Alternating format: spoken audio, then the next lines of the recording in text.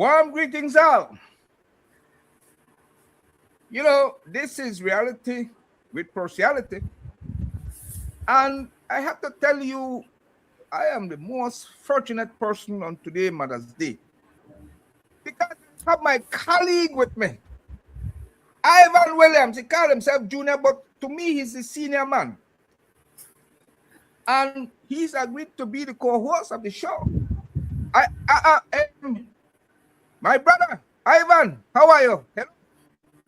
My brother, good morning to one and all. And my brother, I'm right here, early morning. I'm an early riser. Thank you. Yes. Tell the Belizean public, introduce yourself to them. Well, you shouldn't have to, but go ahead. Yeah, most people would know that, I am Ivan Williams. I originated from Silkgrass village as a young boy. And I worked for many years in the public service as a public servant. I started out in the Ministry of Health as a vaccine and statistical clerk, working with the nurses. I remember that at the Matron Roberts Health Center in Belize City, my first job after leaving Ecumenical High School. Is that so? Go ahead. And but shortly thereafter, I was given the opportunity to serve as a public health inspector and worked in a few of the districts for about 3 or 4 years. But my calling was in respect to law. I've always wanted to do some work in the legal arena. And so in 87, I had a departmental transfer. So I moved on to the Ministry of Labor. I see. And since 87. Then, in 87, I worked my way all the way to the top to be the labor commissioner. And during that time, I also spent some time, training and educating yourself was for me was a continuous process, because at that time, whenever I used to have sixth form and anything here in Dangriga, and so I had to do my nits and bits here and there. A portion at St. John's and a portion at technical, further qualifying myself for studies.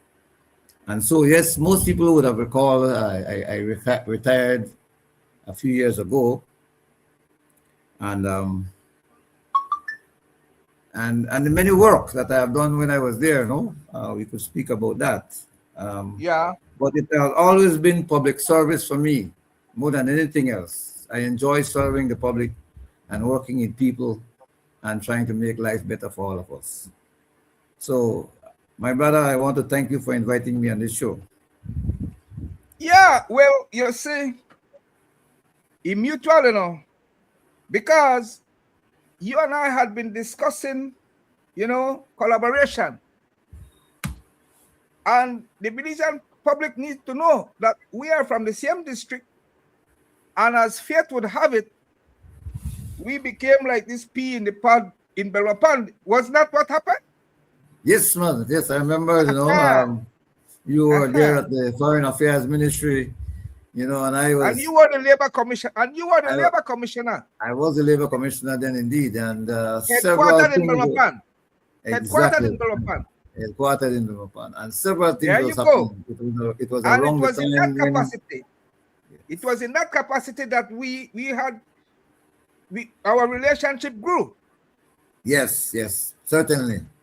And it was a time when I needed the Foreign Affairs Ministry, because there was a number of activities. When I became the labor commissioner, I made communication with ILO. And so Belize was on the move to reform the labor systems and movement in Belize. And so that requires a number of visits by the ILO and myself traveling and trying to get Belize up to speed in terms of the labor management relations in Belize, and you were a very helpful fellow there. Now you are telling the Belizean public on air that you retired at 55. Is that what you are trying to say? Am I reading you correctly? Well, I didn't retire at 55 because Well, yes, the mandatory retirement is 55, but I continued to work a few more years because at that time, um, the government felt that they needed my services and my assistance.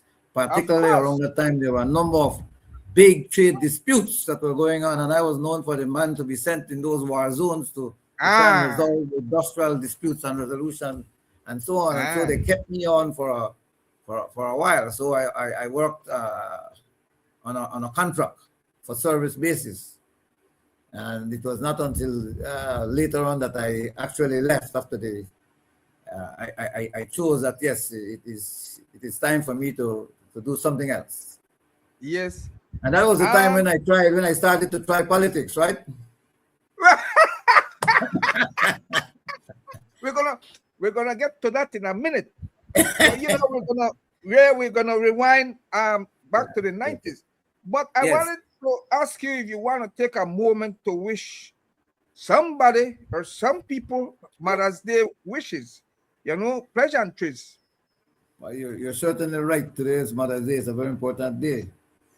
And so it would be remiss of me and you actually to not to wish all the mothers a happy and blessed Mother's Day.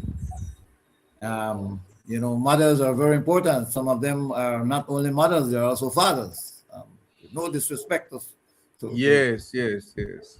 to the males, no. But Yes, mothers play a yes, very important role, and we have to pay them that respect on this day, especially in areas where they continue to be the role model. Because I'm one of those strong believers that children hear what they see and hear. And so we yes, as adults have to be careful, especially in this time, and that we have to be careful that children, because children will do and say what they see and do. And so we have to be very careful. So mothers, you are one of very important role models. And so in particular, the mothers of the South, my heart is with the South. My mother passed some many years ago, but is my that right? yeah, my mother passed over 10 years ago. But Okay, I have a okay. lot. My wife is a mother, and I know my Yes. kids will be doing something for her later. And so Okay. uh, many of my friends, females, they are also mothers, and so in my interaction with them, I always continue to give them that encouragement not to give Yeah. up, especially when things get rough. Sometimes you have to keep the faith, and so I want to once again uh, wish all mothers, especially mothers in the South, um, Yeah. a happy Well, Mother's Day. I I I I join you in that. You sadden me because it also happened to me. My mother passed a couple years ago, and we laid her to rest down there in Danriga. She passed in the U.S. She always said, to the nine of us, 8+1 disease, when you get along with each other, you must like one another. Um, Happy Mother's Day, ma. Dida Sereme, Dida Cielo. And then Happy Mother's Day to my kidnapper, who during my days at the Bliss Institute, she clapped her eyes on me, K. Lewis, 1K Lewis, K. Garden Lewis, and her boys today, grown men, they are responsible, and they are, they don't want me to interfere in the kitchen today. They will be preparing for her. And it's been so many years, I don't know where the time went. Now we have grandchildren. So I want to wish my daughters-in-law happy Mother's Day as well. Um, if you're ready, I wanted to pick your brain about the period of the 90s, because it's important going into September 2026, which will become our 45th year of Belizean independence, for us to document, and particularly around the key people, then Prime Minister Price, Esquivel, Musa, Barrow, and the now Prime Minister, which is in his second term, together with opposition who played a key role, Philip Wilberforce Wilson, together with Assad Schuman, who signed the infamous Heads of Agreement in London, and is today leading Belize at the ICJ table in the matter of the claim of Guatemala, which are to be resolved by December. So you run up on me because where were you in the 90s? Were you in Belize? My brother, I was in Belize. I was a public officer. I was about what, 8 to 10 years in the service. So I could speak on what I observed at that time. Yes. I know around in early 1991, well, Belize got its independence, right? And but this Guatemalan claim was not resolved. Right. So that was lingering around. And so when President Elias Serrano came to office in 1981, he made several attempts to try and resolve it by trying to get Belize to accommodate Guatemala in some respects. And so coming out of the United Nations... Stick that pin right there. Because like you rightly said, in 91, Guatemala had this new president. You know, they're only one term. They can't run more than one term for president. So in January 91, you're right, Serrano was sworn in as the new president of Guatemala. And you were going on to say that well, you see, go ahead. Remember that Belize got its independence and had to get approval from the United Nations. But there was always this sticking point in respect to Guatemala and Belize going ahead and trying to find a peaceful resolution to that dispute. So that was eminent, and that was something I would like to revise. I beg to revise. Between 75 and 80, Belize were submitting resolutions which were passed at the United Nations. They were submitting requests. And so 75, 76, 77, 78, 79, 80, every year the United Nations passed resolution. The last one they passed was the 1980 resolution, in which they said to the parties, give Belize independence with its sovereignty within a year. That was the 1980 resolution, with its sovereignty intact. But it stipulates also on need to resolve the dispute. So the United Nations not giving no independence, you know. It's based on, in the 1960s, the United Nations passed one resolution that says colonial countries must now consider giving colonies their independence. So Belize was piggybacking on that. And so in the 1980 resolution, what made it very strong is that it was just about unanimous. Only Guatemala never voted on it positive. But including the United States President Carter, he supported it, because before they were abstaining, the US was. So that's what led to the desire of the parties who were instructed in the 1980 resolution, the British and Belize, because we never get independence yet. So the British were taking the lead, as well as Guatemala, to go to London to try and forge the heads of agreement, which came to a head in March of 81 with a riot. It was not signed. Right.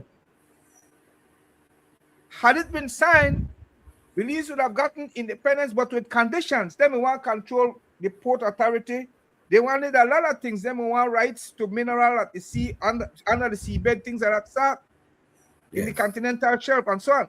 So, thank God we never signed that thing. Well, then around that same time, Price was Honorable George Price was then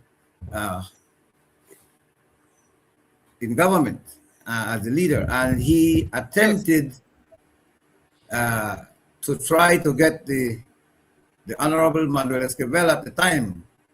To work towards that, and that was how we came about the Maritime Areas Act. That was but before we get but a lot of but you see, the chain of events were like, Price took us to independence with his 79 administration. Yes. The country was confused. Yes. So they voted him out in 84. Hello? Yes, 84 to 89, Honorable Manuel Esquivel was the administration was in power. That's right, yes. Yeah. However, the country apparently was still confused. So they voted Esquivel out and put back Price. Yes. So Price was there, 89. That 20-year period from 79, the 20-year period. Yes. Up to 90, 97, 98. The change of government for the 4 terms. Price from 79 to Esquivel. Esquivel back to Price. Price back to Esquivel for that 20-year period. The country was conflicted. It wasn't making up its mind. But back to the 90s, Serrano come to Belize wanting to resolve, because he was threatening. From about 85 or so, Guatemala broke off ties with the British over this matter, diplomatic ties. No. Yes. They kept provoking Belize, because they bullied, they have an army, big army. So Price was under immense pressure, even though we had independence. So he courted Esquivel, who was leader of the opposition in the 90s. And Esquivel chose to go together with Dean Barrow, but against the Golson faction. Yes, there was a breakaway because of that very thing where the Maritime Areas Bill. When and Guatemala had perception. They felt that meant that they could have access. But before we get to the actual breaking away, when Esquivel chose to go together with the government, the Price administration on the Maritimes, he lost Golson, BQ Pitts, Crazy Glarington, and the late Aikman. Derek Aikman. Those were the breakaways. And they expelled them from the UDP. They expelled them. Yes. No. Chain of events, no. So here and Barrow was growing in the party. So it was like the Esquivel Barrow party, the UDP was, having expelled these guys. They gone on to not give Price the nod. So the fabrication of the maritime areas, which was a law, not a treaty, It was just self-inflicted. It was just local. That came into force. You with me? Yes, I'm with you. That came into force, and President Serrano wanted to capitalize on that. Of course, he capitalized on it, but it was a quid pro quo because we got something out of it. For the first time, Guatemala then recognized Belize's sovereignty. For the first time, Belize and Guatemala elevated their relationship to having diplomatic ties. So after that 91, Guatemala put one embassy in Belize and Belize put one at Guatemala so we could talk bilaterally then. So it took the relationship to another level. So he eased the tension and the threat. Because of what Serrano, because of the maritime areas, appeasement. Yes, You that's want to certain. react to that? Yes, that is certainly correct. And I know you were by that time at the Ministry of Foreign Affairs, so all those details. No, I was not. No, I was not. You were not there at the time, okay? But 90 anyhow, to yeah. 94, 90 to 94, I was abroad studying. But in any event, But there was. I had some experience in the U.S. system because before I left, I was there. They hired me. So I was there with the first U.S. ambassador to Belize, Barnaby, onwards for 10 years. When I retired from the system, it was from Voice of America, headquartered at in PG, where they had a relay station at Orange, Point, beaming propaganda into Salvador and the likes during the Iran-Contra era. So I retired from there to go abroad, so I was abroad from 90 to 94 when Michael Jordan was in Chicago winning those first 3 rings. So I wasn't in Belize, but I had already gotten diplomatic experience from the U.S. Embassy. The other guys that were there were Lawrence Sylvester, now ambassador. I also supervised, he's now Big Fish, Alfonso Gawana. He became director, then he foreign affairs and so on. But I'm saying, so he became a very big fish. I'm saying, you went up on me, you were in the country, but back to the events themselves. You know what happened to Serrano? Yes. Yeah, they established diplomatic. So he established a diplomatic relation. Kona Belize a yit Sonny Atan Bon. Yes. Go back to Guatemala. And they exile her to Panama, he and the family. You know why? Because the oligarchs in Guatemala are saying, based on the 1940 Constitution, it is treasonous. The 1940 Constitution said Belize, British Honduras, belong to Guatemala. They say belong to Guatemala. And just before the United Nations formed in 44, as well as the International Court of Justice, they realized they needed to put that thing into their constitution. So they hurry put it into their constitution. Guatemala could have been the first to go to ICJ to make its claim, but it failed. It did not. So that's what happened in the 60s, early 60s, when the United Nations said, when the Guinean country and a colonial country, the independence, Guatemala was caught flat-footed. And because the United Nations system started after World War II, 44, together with the ICJ, same time it started. So Guatemala put the thing into a constitution, claiming that Belize is its territory. So they considered it treasonous for this President Serrano to have considered Belize a sovereign state. So they exiled him to Panama. Right. And while that was happening in Guatemala, likewise in Belize, we were having problems with Philip Golson and those other persons who broke away in the late Okay, 1991, okay, right? but that was a And small potato. That was a small potato to the calculus of George Price. right, When he saw that yeah, when he the saw the UP, division, he called early elections. bam, That was in 19, right? He called early right. election thinking that the opposition was weak, but Yes, he he lost thought that they were election. on the backside. That's when Prime Minister Never, Manuel Esquivel Elite got in 93. yeah, well, yeah, because he formed a coalition with the breakaways, the Yes, National Belizean Rights, something, Alliance, the NABR. National Alliance for Belizean Rights. Right. Uh-huh. So Golson faction formed the alliance and then win the snap election. So Yes, that's basically the long and the short of it.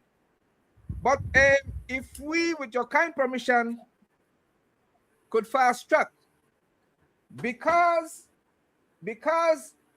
the Maritime Areas Act was self-inflicted, we could then, Belize could then repeal it, so to speak. Whatever language they use, that's in effect what happened. yes, yes. In the maritime areas, we allowed Guatemala use and enjoyment of the Ranguana Keys. In the And also maritime the economic areas, access to the economic zones and so on. right, 9 out of 12 miles of our territorial waters.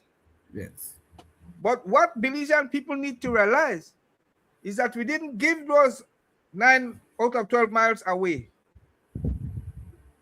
The maritime areas was structured around the point of negotiations so we can resolve the dispute.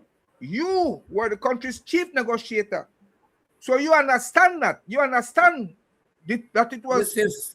a tool. The Maritime Areas Act was a tool while negotiations were going on with Guatemala to resolve the dispute. So Exactly. because when the 2008 special agreement came about and they signed after the referendum process in both countries, and they took the matter to the ICJ, once the matter on the way to the ICJ, we could file the Maritime Areas Act. We could file it because it was no longer necessary, because we no longer needed to negotiate with Guatemala because ICJ will now handle the case. Am I clear? That's certainly correct, and it's a very important part in the case that Belize had before the before the International Court of Justice. Before With they lodge the respect to, case, before they lodge the matter at the ICJ, Barrow administration repeal the maritime areas. right, That's what happened. because that was So only a tool. Like I said, it was only a tool. And when you're negotiating, it's always happening in dispute resolution. yes, There are things that you put out which you can take back. It's a way of trying right, to appease and get to a common solution. So that was out with the repeal of the right. Maritime Legal Act, and so the So matter is fully, yeah. Belizeans are asking, why are we sweating? Can we lose the case at the ICJ? No, we cannot. It is all or nothing. It is a zero-sum game. Either the territory, insular, which keys, maritime belong to you, or it does not. The ICJ, 15 judges rule based on a majority vote. Yes. Based on the treaties, we have the 1798, 1859, and then we have the 31, the Yes. signing of the diplomatic notes. So we have 2 treaties. Either of them, we don't even need both to win the case with Guatemala. Guatemala knows they will not win, but they need ICJ to bail the cat. Yes. Because it's treasonous for them to do it themselves. They tried it with Serrano. So that's why they're taking the matter to the ICJ. Because during Esquivel term 94, the statute of limitation ran out on Guatemala 50 years from the time when the ICJ opened in 44 to 94, make 50 years. the window of time they had to take the case to the ICJ, and they failed that. So the 50-year statute of limitation to take the matter to court expired on them. And that's why the British moved out during Esquivel's second term in the mid-90s. They completely pack up and gone. You with me, Labor Commissioner? Yeah, I'm with you. I also feel that we can benefit from a principle in international law called the Utsi Possidente rule, which is another aspect of that. That is an aspect where the court will look at who lived there, who has been there, who inhabited, who all the accolades of our Belizeanness or identity and all of that.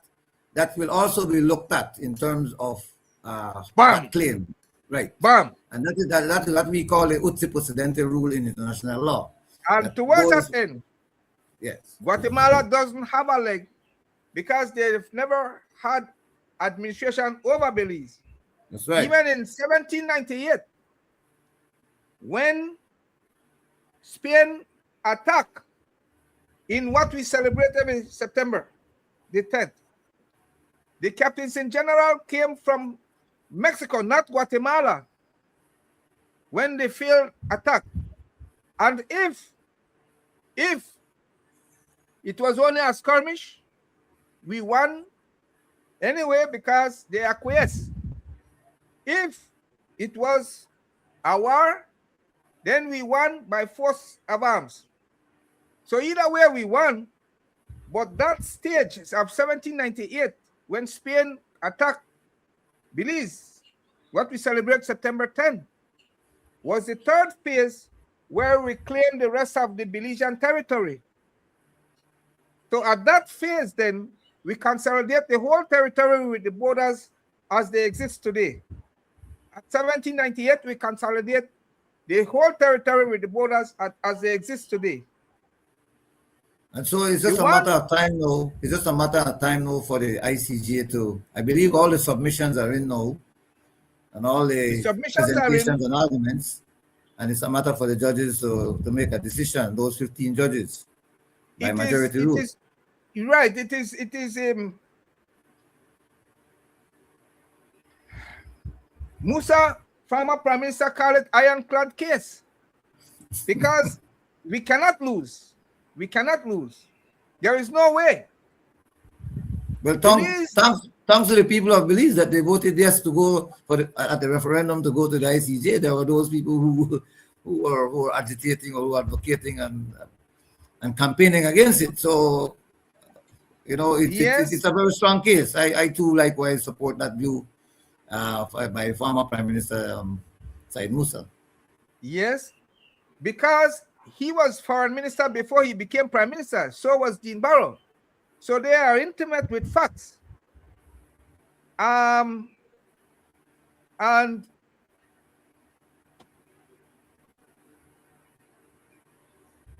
the 2008 special agreement bind the ICJ to go strictly by law, international law. So the matter of the 2008 special agreement that Belize and Guatemala signed is the basis on which the ICJ will rule. And in there, it has that there will be no, the judges cannot use their discretion. No ex acque et bono. They cannot use their discretion. So if they may feel or think when they read and study the matter that some road never built based on the 1798 treaty, and so they need to 1859 treaty, so they need to whatever give some kind of compensation. They cannot. They don't have that liberty and discretion because the 2008 special agreement ruled that out. They have to go strictly by the law. And that is important for Belizeans to know that it will be dealt with strictly on a point of law and not feelings. And, yes. And so, in other words, it has been cleared, and so it was a very important time to take it to the ICJ because as we go along, these things are being resolved and cleared. So it's making it even, what you call it, Iron Iron Clan Clan. case. Yeah. Either not for you or they're not for you. Yeah. Yes, it's the case is like zero sum game. Either that for you or they're not for you. They all of it. Wow. The whole Gordon of Young it. is saying, yes, Gordon Young is saying good morning. We have some live feed.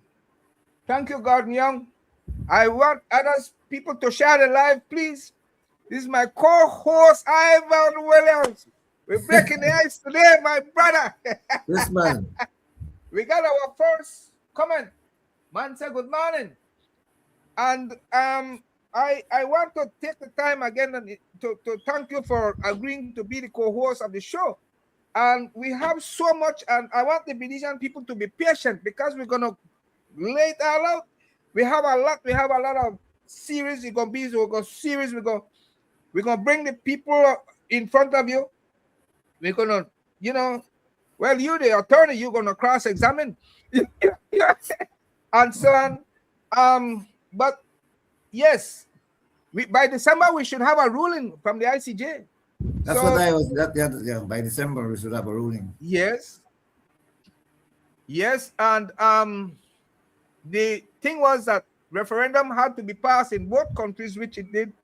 Yes. That was the terms of the 2008 special agreement. And so you wanted to say anything more? No. It's perfectly clear for Belizean to understand the struggles that we have gone through, and we are now heading towards a resolution. Because we cannot continue. Yeah, we cannot continue. We cannot continue with this oligarchs in Guatemala continuously controlling the political elements and trying to make sure that they want Belize. As a matter of fact, I was told many of them come and enjoy parts of Belize in the south. Sometimes I wonder what happened in the south. Well, what happens though? Belizean people need to know that whenever they, in the past and present, visit those keys, they have to flash their passport. We got custom and immigration there.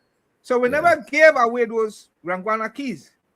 By the way, Honduras was sued by Belize, so make it file the claim too, because somewhere she have it that then keys belong to her. So Belize forced Honduras to join the case. And so that maritime portion, which is tripartite, include Guatemala in that portion of the case at the ICJ. And that was very important because that is very important for us to know, because it means that it will be solved completely. And so when it is all over, all the issue, both with Guatemala and Honduras, will be resolved. There is a sticking point there in terms of the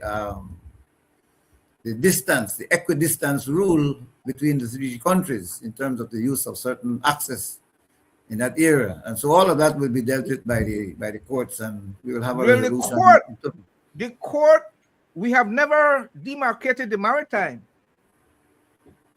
There is the judge of Belize helped Esquivel administration to forge our rights to the maritime. The 200, aside from our territorial waters, those rights came about in time Emmanuel. So Judge Leng, the late, and I visited his office in Germany, the UNCLOS, the United Nations Law of the Sea. Mm-hmm. He was Belize's first judge that formed a part of that court. And he is the one that structured our maritime areas. Our rights to maritime areas, including our territorial waters. He helped the Esquivel administration with that.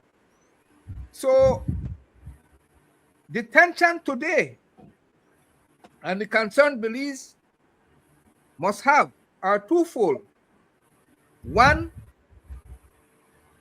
Guatemala is trying to establish at the Sarstoon border.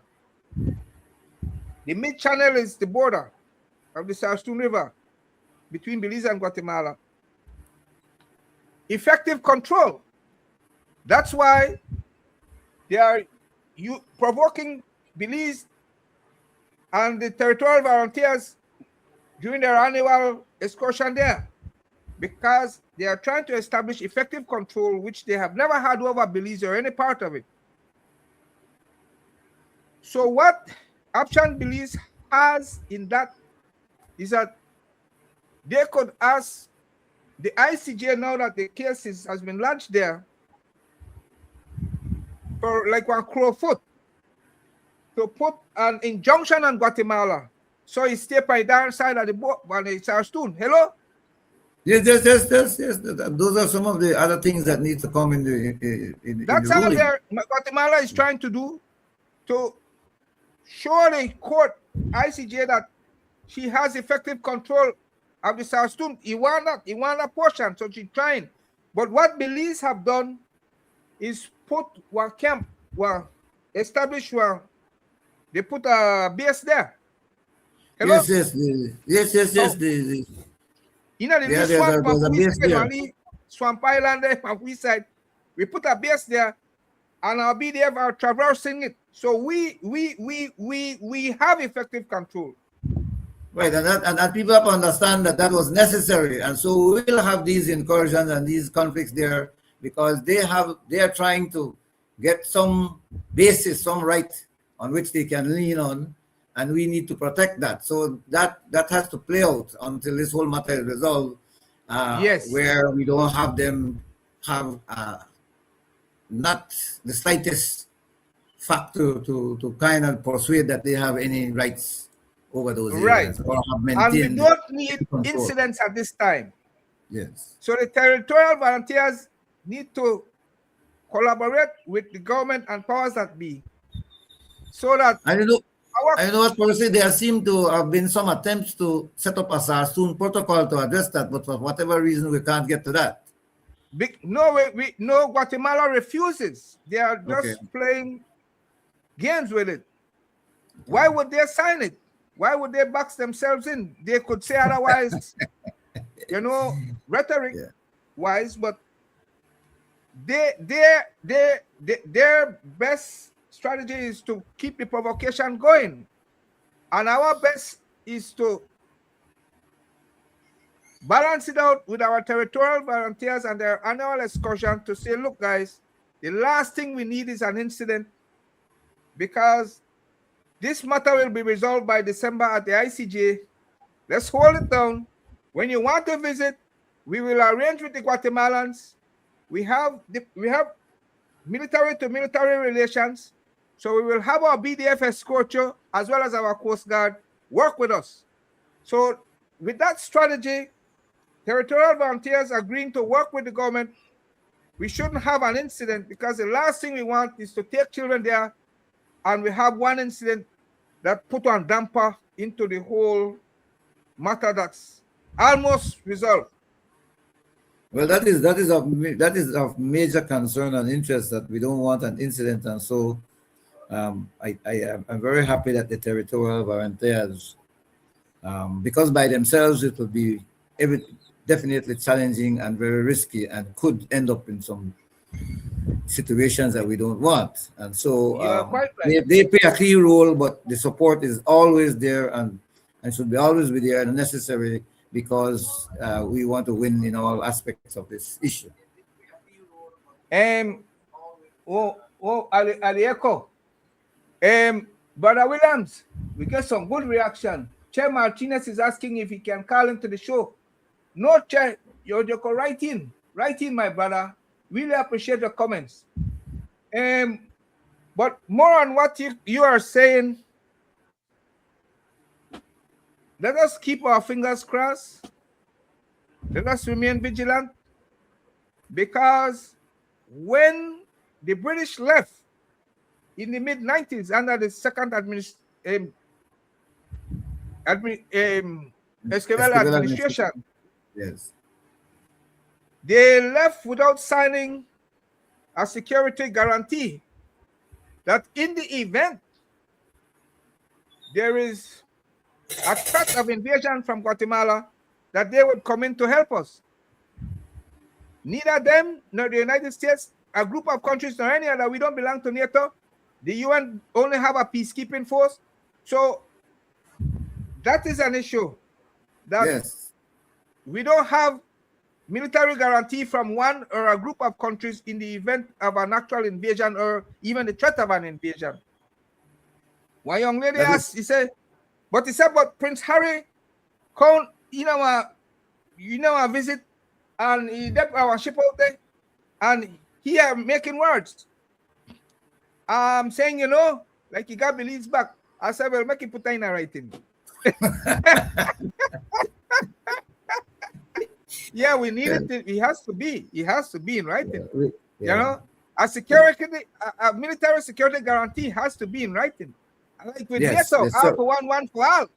Certainly, but we don't have that. So we don't have that. But both and that was the importance of the referendum. So both countries have decided that they will put the matter before the ICJ. So I think it is only right in law that they respect that, and so there shouldn't be any invasion, because I mean, when you are before the courts and your people have signed a referendum, then you should not do anything to provoke the other.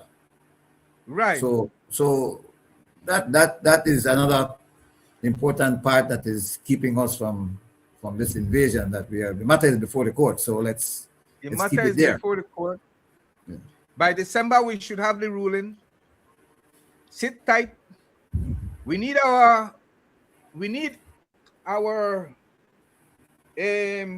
journalists to give us a blow by blow as the oral arguments proceed at the ICJ. That's what we need. Belizeans at home and in diaspora want to be kept abreast as the matter proceeds through the court.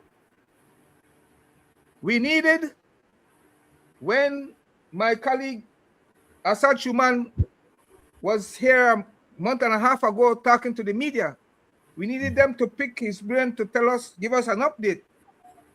The Foreign Affairs cannot talk about the matter officially while it's before the court.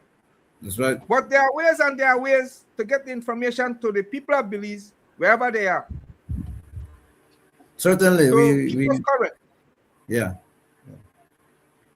This matter, before you and I were born, this territorial claim, has been existing. And in our lifetime, we will get to see it resolved. Thank God. I am very optimistic on that. We are almost there. So that's the long and the short of it. You and I will continue this conversation in the next segment. Today we discuss a little bit about the 90s. Yes. Can you do me a favor now, Counselor? Certainly. Okay, I want to make some words about relationships and Mother's Day. Can you cross-examine me when I'm done to see if I put my foot wrong? I don't want you to agree. I just want you to give me some sober reaction to it. Can you help me with that? Certainly.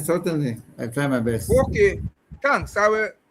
While you're doing that, then I will proceed to make my case.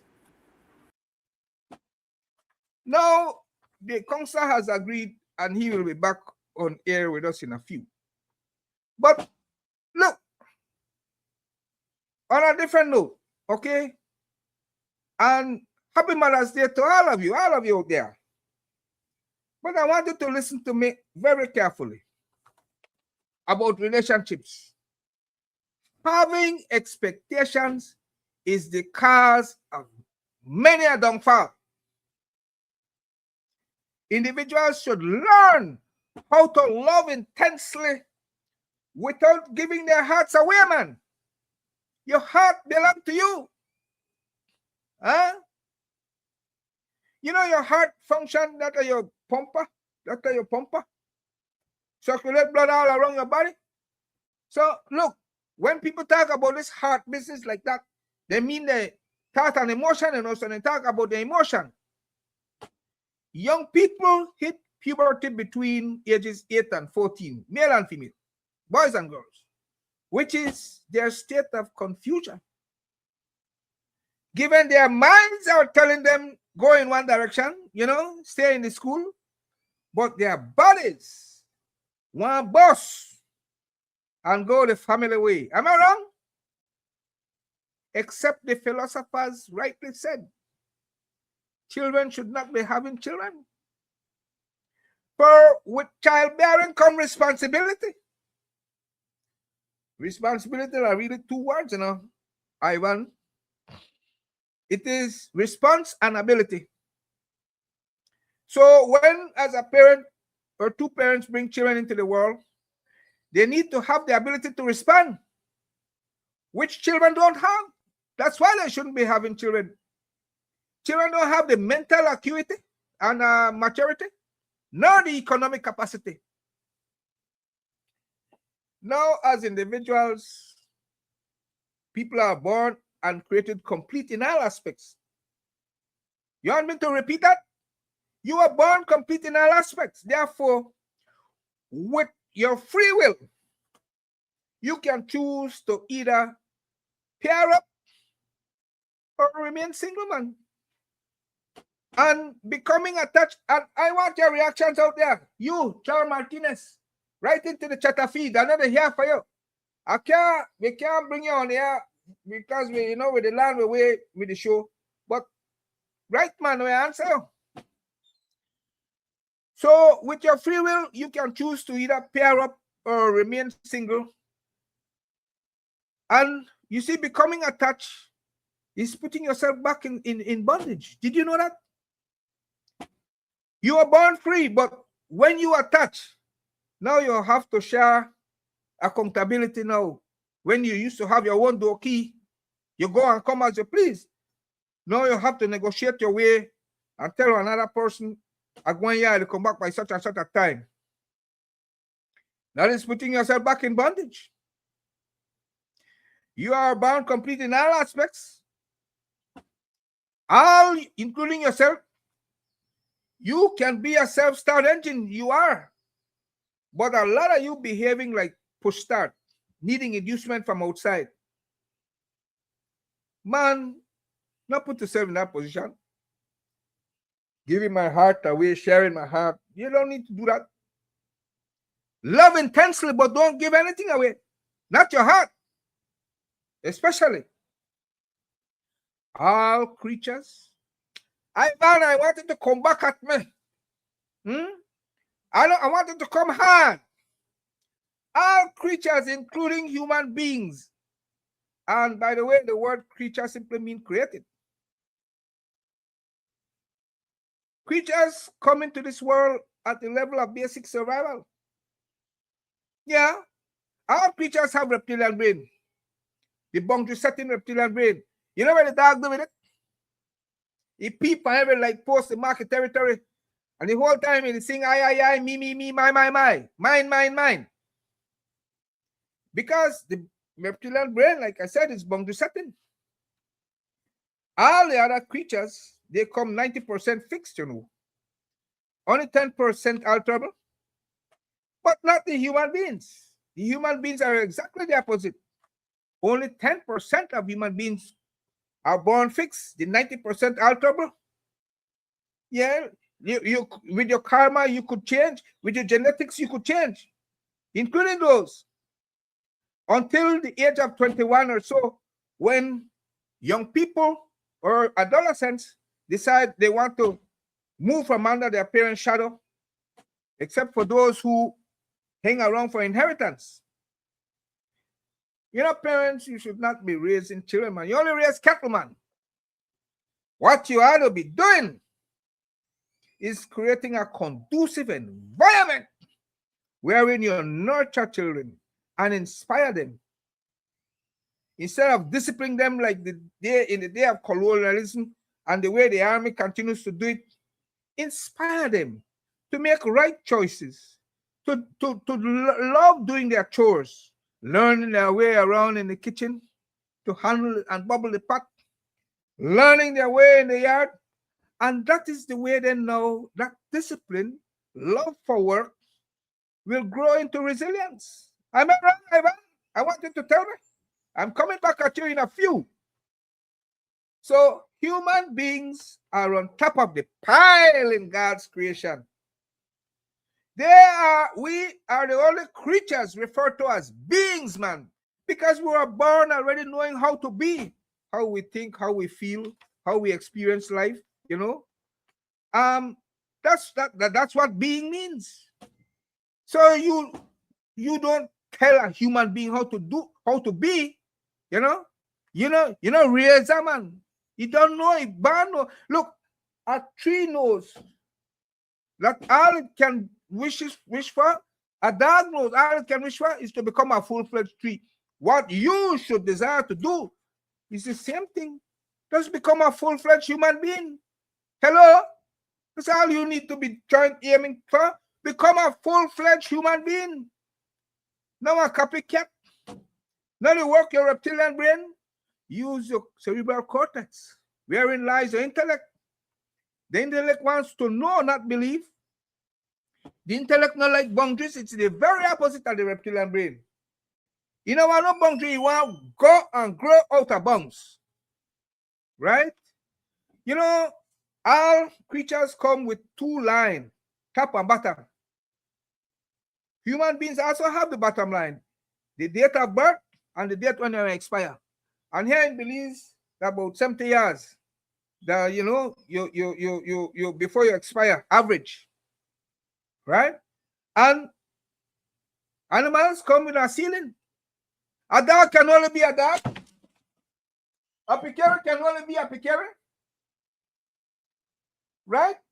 But human beings know you can become all that you can be. Everything. Am I wrong? So, no ceiling. You can grow and expand limitlessly.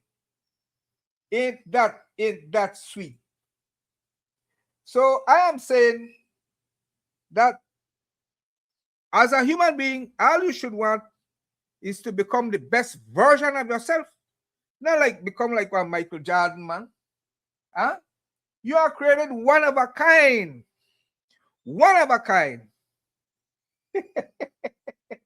Please, man. Huh? The only one are you there? Not only say, well, God live inside of me. No. Only you could live inside of you, my friend.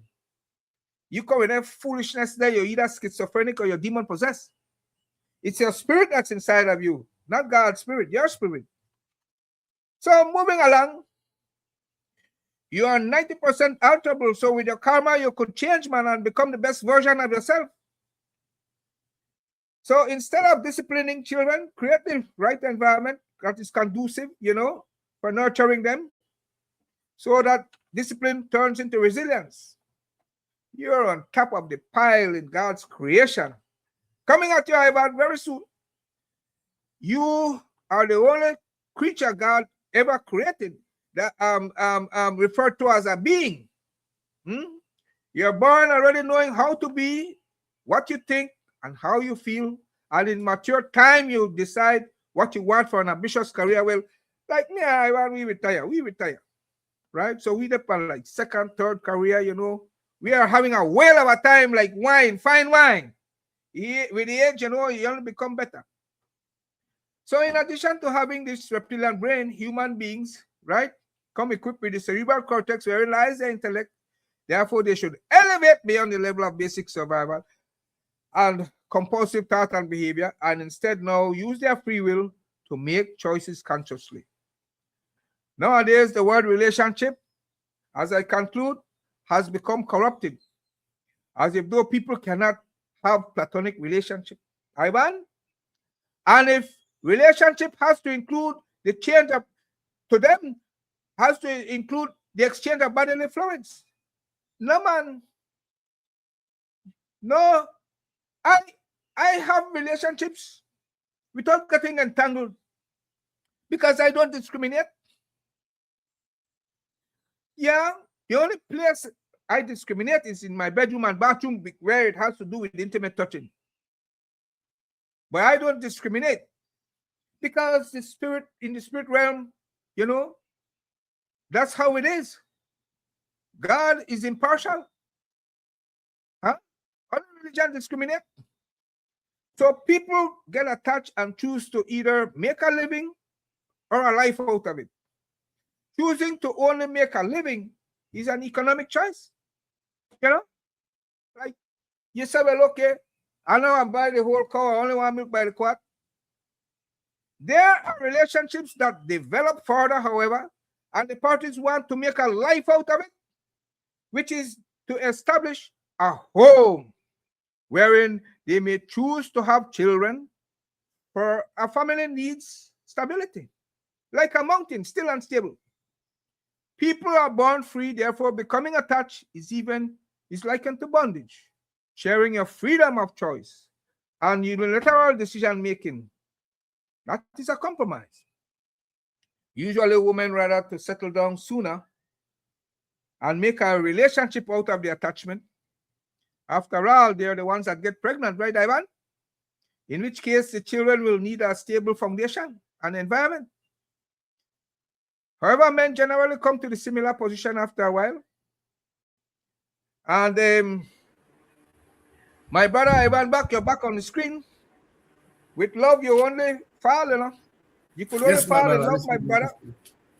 Huh? Yes, my brother. And if Yes.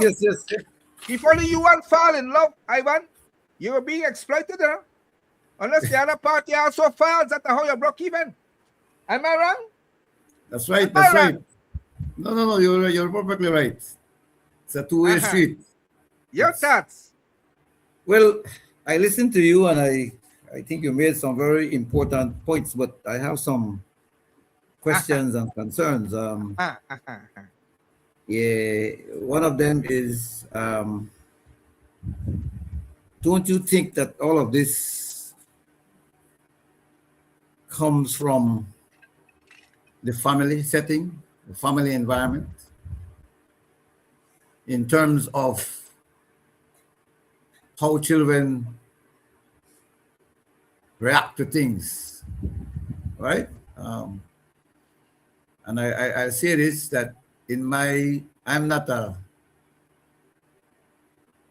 a social worker or whatever, but I believe that children go on to demonstrate what they see and what they hear. True. You're very right. And so that's the reason why I ask you, don't you think that everything has to do with the home setting and how they are raised? Well, That's why, with your inference, I'm agreeing that society shouldn't be trying to put a uniform on everybody, because people are born individuals and are to be becoming the best version of themselves. No all will learn the same thing, dress alike, look alike. That is ridiculous. We are born individuals as such you cannot be further divided. Individuals are indivisible. yes, but don't you think that the environment in which you live and the circumstances in which you find yourself, economic and otherwise, that is the 90% that change you? And that is the very thing, Which ought not to be, so we need to fix. Human beings are born 90% alterable. Yes. So with engineering, inner engineering, you can alter how you think, feel, your energy system, and your physical, your body. You can alter those things. Your genetics, even the way your nose is right now. That's from your great grandma, genetic. But it has memory. Another how your nose there, how it there, because you remember how your grandma knows me there. But when it comes to your karma, which is your choice, making of choices, you don't have to carry on any curses, genetic curses. You could choose to be different from your parents. You don't have to behave the same way, think the same way. Once you come to consciousness, you can consciously do it. But if you remain at the level of survival, basic, then you are continue to be compulsive in your thought and behavior. You following me? I'm following you, but I like to think of it about life as a cycle, right? You go through a cycle, and what you're talking to is that stage of maturity where you can alter. But in the younger stages in your life, you go through experiences, you go through things, like particularly I'm talking about children, not much mature people. And those things which ought not to influence and cause you to change, they do have an effect on you. That is how I am seeing it. So you don't have to tell a in tree my how point, to for feel. example, Mr. Lewis, if a child grew up in a family and the family require every day, if they don't at some point get into that self-searching mode and trying to realize that they don't have to do the same thing, they will carry on with that same thing. They will say that is normal. If you have a situation where the father doesn't take care of the child or the children, you have a situation where the mother, they will grow up in that same light because they are accustomed to see it as normal. Yes. And so that is why it is important that we as adults, we need to, in every case, what we do, we have to take into consideration those things that children ought not to see or know that will influence their behavior and allowing them to become that part of the society which we don't want. But tell me something. I was talking to a young man. Go ahead. A few days ago, not a young man, a friend of mine. And he said, boy, the reason why we don't have no discipline in the society, why there is this crime and all kinds of things happen, especially among young children, is because they took away the right to corporal punishment. Because when he grew up, one belt used to hang on the wall and so shash card and stick and whatever. And as you slip, you get tear.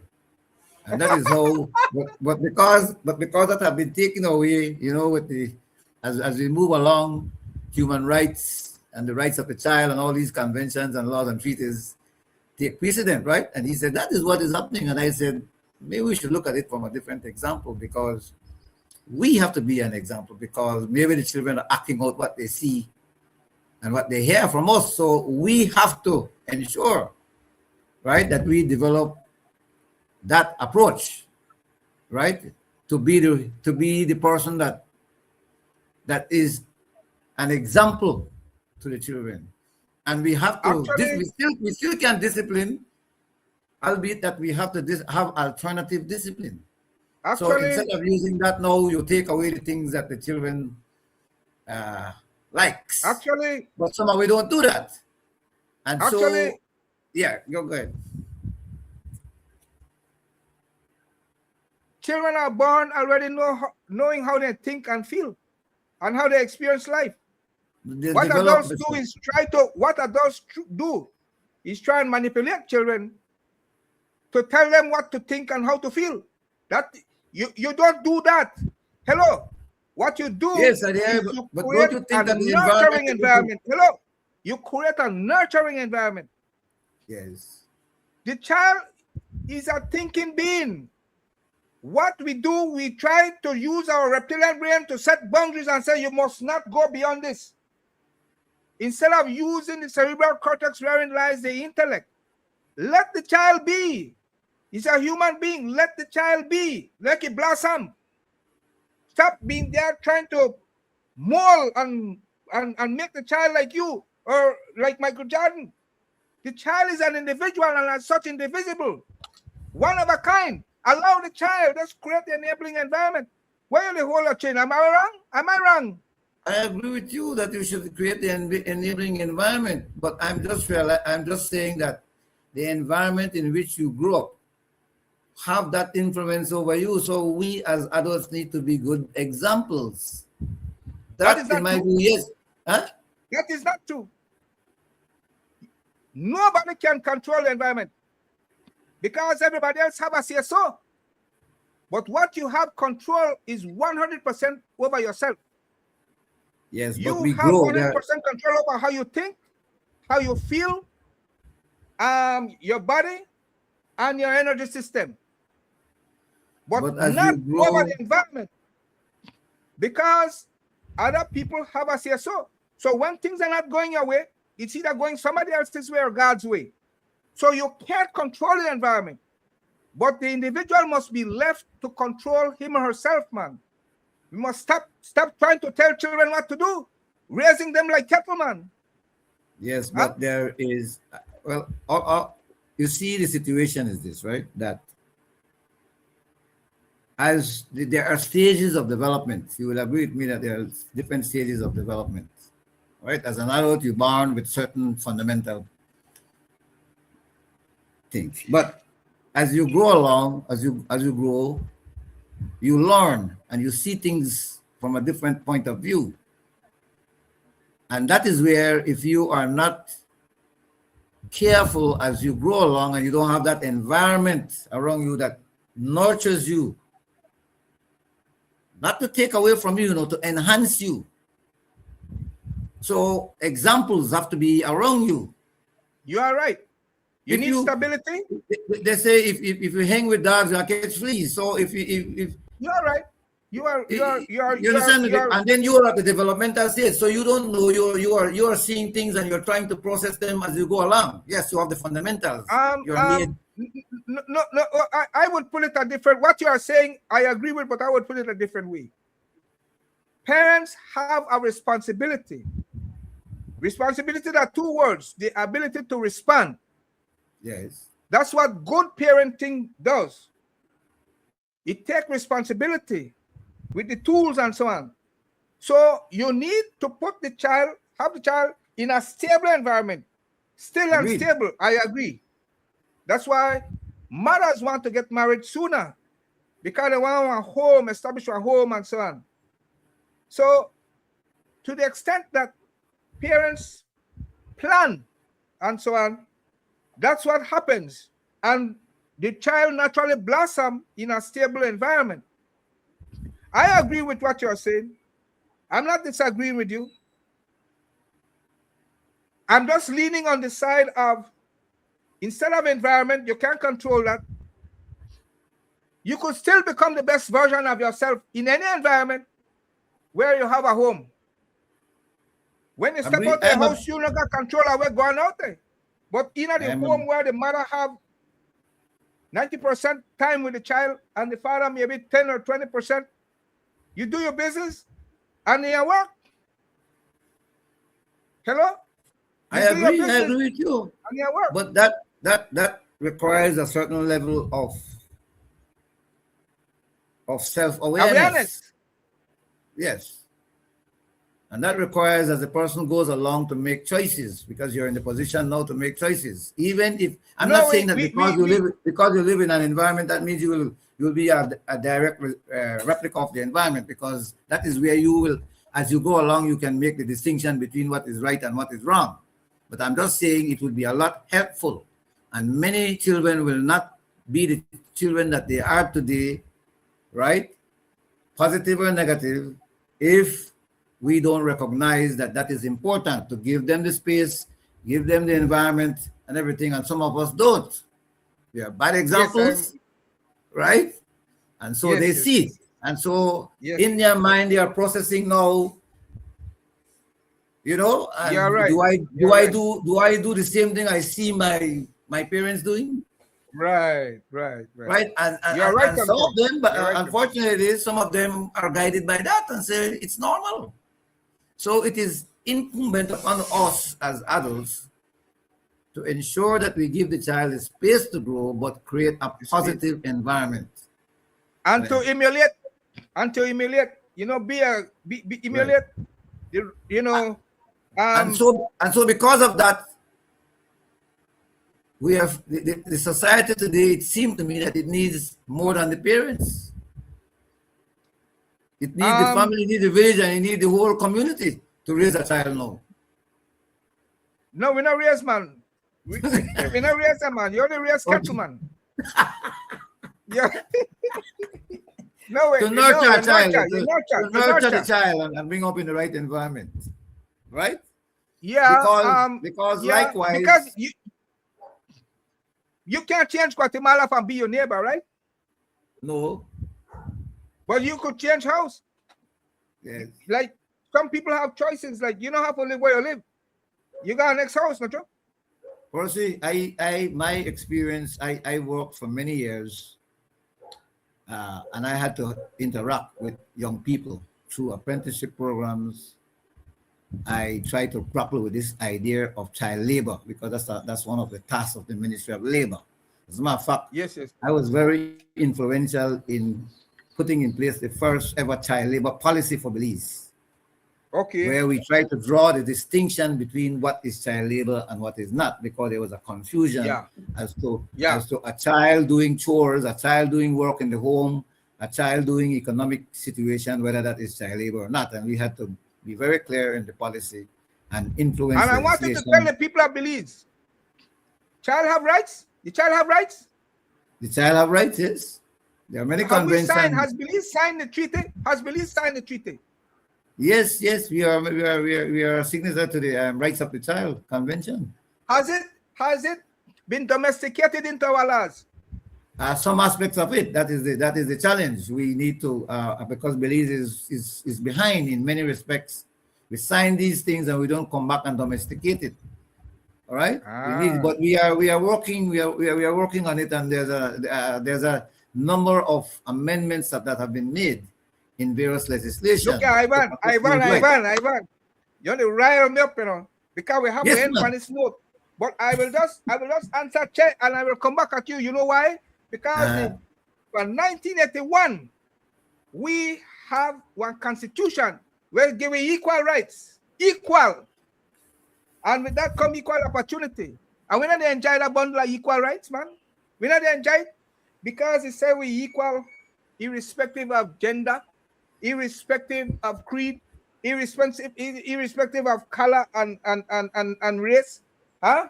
And we supposed to that same section talk about not discriminating, right? Good. So while you're the ponder to close me out with that response, and then your final thoughts, I want to say, Che Martinez, I say, why you ask this question. No, you don't fall. You say you don't fall in love. You should stand in love, not fall in love. Because after fall, you were papalik in love. After fall, you're papalik. He's making a joke. He's making a joke. Google George Price and Guatemala and read chair again and read bit of the on the air. He said blah blah blah blah blah blah blah blah. Well, today that's Sunday, man. Today that's Sunday. May Mr. Price rest in peace. Back at you, back at you. Because why don't we have a gender neutral legislation, barrister, attorney at law? Why well, don't Belize have a gender neutral legislation based on 1981 bundle of rights?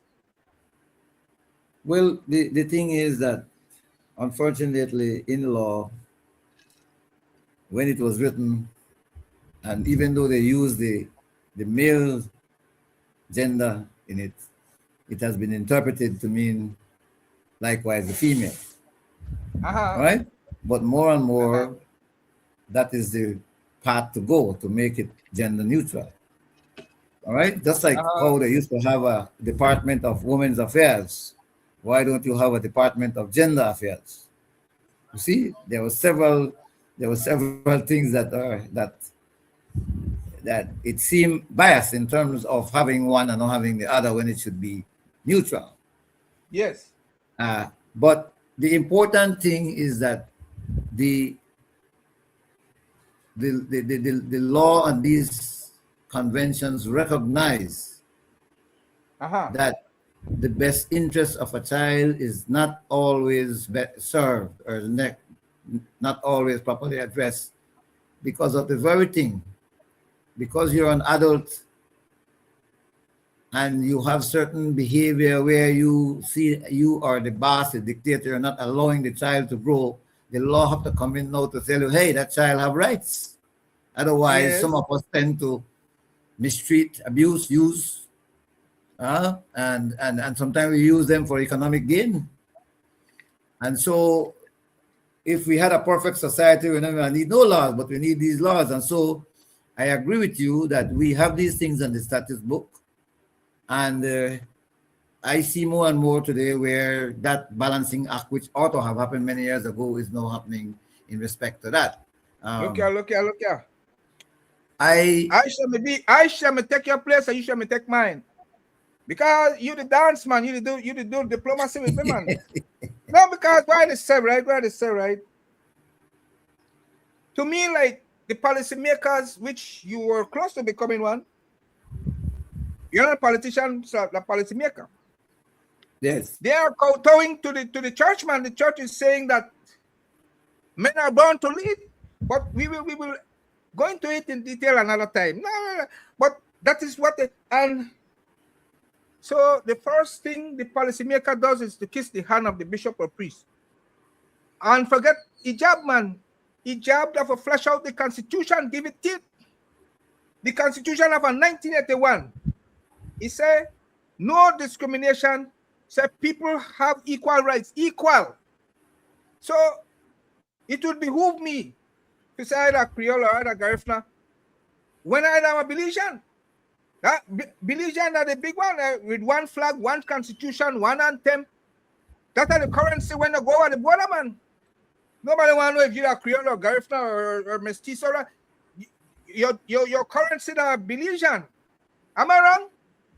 well, you're not wrong, but you're a Belizean. you're a Belizean indeed, and that doesn't When I'm matter. male or female? But many laws on the books are saying that it doesn't matter. Like, for example, and I use one that comes to me very readily. In 2011, we made amendments to the labor law, which points to the fact that you should not discriminate in employment. Has nothing to do with your gender, your sex, even your political opinion. Okay? And so I cite that as examples of where those who would want to not give you that equal rights and try to discriminate against you, there are laws now creating non-permissible areas on which you could use those as basis to deprive a person of their right to work. So it is a fleshing out. It is a fleshing out of the Constitution, which, like you and I will agree, more of that need to do, because when we read it there, we need to domesticate it. We need to put it in the legislation out there and make it point blank and have the consequences too. Because what we have a lot of laws, but have the enforcement and the penalties, which we need to work on. All right? You see? You said it's laid up on the book from 2011? Yes. No, Anne-Marie McDonald Williams, I hope you are listening. Because when you have it legislated, you could go in a court and demand it, man. So, what you're willing to be the attorney? Hello, if we bring one case, say, then it discriminates against me based on this 2011 law. You could go in a court and demand that you get your anti-discrimination, right? Lawsuit, right? Hello? Well, we made it even easier because what we did is to establish what you call a labor complaints tribunal. Because not everybody have the resources to go to court, and not everybody is prepared to battle in a court. I mean, and you have advantages and disadvantages. And so it has been made easier for a lay person to go before a tribunal tasked with the responsibility to see, based on the facts and based on the whatever is presented, to investigate it and determine whether in fact the true cause for your termination is based on one of the allegations that you are making in terms of discrimination, sex, Uh-huh. color of skin, religion, ethnicity, whatever it is.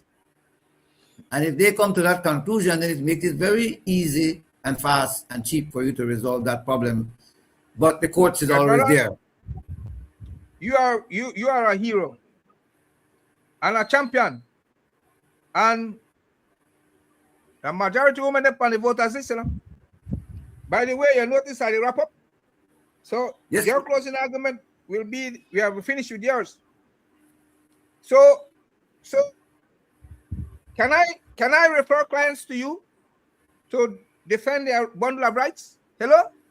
Yes, no problem. It shall be done. It shall be done. To all my viewing audience, to all of you listening, we need post-haste on gender-neutral legislation. And we need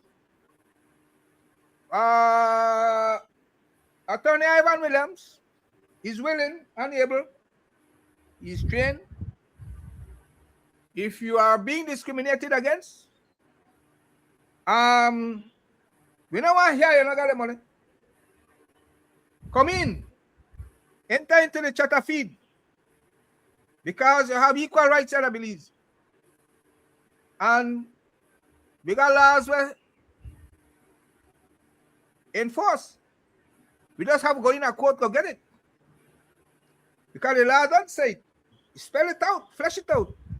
So if you want to consult, my colleague here, maybe for a small fee, but if you got a case where we're taken to court, please get in touch. Get in touch with the show. Get in touch with me and my colleague here, my co-host. Your thoughts, your closing arguments. Yes, my brother, Mr. Lewis, like I said, I came out of public service and I am always willing to provide quality public service to those who seek. As a matter of fact, I have a heart for people who I see in situations where they need help. And so that is what I always, one of my ambition is to always position myself in the position that I can always be of service and help.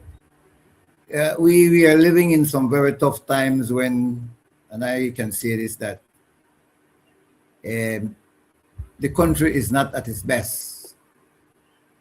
If we look at since independence and 45, this year we're going to be 45-year-old, there are many things that need to be corrected, not only the gender neutral legislation, but there are several things on the horizon which has to do with decisions made by those in authority and even decisions made by us. Because every 1,825 days, more or less, we have that opportunity to go to the polls to decide who we want to represent us. And so it cannot be a system where people are influenced by the wrong things. All right, some of us are influenced by money, some are influenced by alcoholic beverages, whatever, you just name it. And we don't think of refreshments. We don't think of what is in our very best interests. You know, the other day I came across this word. Well, we use it in our culture, kunumunu. and I know my good friend Dylan Verdon wrote a book on clientelism, and I wish we could put together one called against kunumunuism. I love it. Because, and I'll be honest, I mean, we get what we ask for, and we get based on what decisions we make, and so it's very important for us to make decisions, for example, right? And so we have people in authorities. Ashcroft said you get a government where you pay for. Go ahead. Yes. Well, let's see. That's a dangerous word, because if you have to pay for the government, then he who pays the piper call the tune. So that might not necessarily work in your best interest. And this is what I want to bring to people, that you can't say, well, you rail up for 1,824 days, but the 1,025th day you're going to do the same thing. You repeat yourself over and over, and no change make. You can't be doing the same thing over and over and expect change, because then that is bordering on insanity. And so my thing to the people is that you get right what you pay for, or whatever you get, like, you know. And so there, I want to implore on people to, just like you said, the human being, you have to get in there and do what is right in terms of it. I'm not talking political. I'm not talking red or blue, because sometimes that is the problem too. We think color. It's not about color, right? And I dare say, with due respect, some of us, we get in there and the same thing we do too. Okay. So this red and blue not really the work. It is for people now to decide. On that one. So it is people like you and I who we want to do the best we can and have the best interest of people, right? With good moral and ethical standings, you know, and the people remain the boss. So remember that. I will. They decide at the end of the day what will happen in the future. And I want to leave that people need to, people need to realize that they are the bosses. They decide what's going to happen. On that note, thank you, my brother. We have chewed the fat. Now you and I will discuss off air. Much obliged. Thank you for listening. This is Reality with Personality. Co-host Ivan Williams. Ayo. Kaya si saya. Ito lahat ya. Gan.